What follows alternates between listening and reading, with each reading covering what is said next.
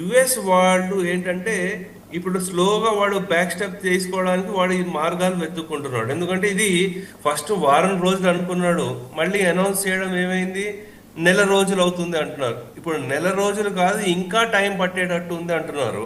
So అందు గురించి వీడు ఏం చేస్తాడంటే ఎయిర్ నుంచి అటాక్ చేయడం వీడు స్లో డౌన్ చేసేస్తాడు. ఎందుకంటే ఎప్పుడైతే ఇరాన్ వాడు డైరెక్ట్ ఇజ్రాయెల్ మీద అటాక్ చేయకుండా ఆర్థికంగా వీళ్ళకి యుఎస్ కి సపోర్ట్ చేస్తున్న వాళ్ళు ఎవరైతే ఉన్నారో, ఈ మిడిల్ ఈస్ట్ కంట్రీస్ ఎవరైతే ఉన్నారో, యుఏఈ కానీ సౌదీ కానివ్వండి, ఈ బెహ్రెయిన్, ఈ ఖతార్, వీళ్ళందరూ వీళ్ళ స్థావరాల మీద ఎప్పుడైతే అటాక్ చేస్తున్నాడో వీళ్ళ నుంచి ప్రెషర్ పెరిగింది ఇప్పుడు యుఎస్ వాళ్ళ మీద. ఎందుకంటే దగ్గర దగ్గర $2 ట్రిలియన్ ఈ కంట్రీస్ యుఎస్ లో ఇన్వెస్ట్ చేసి ఉన్నాయి.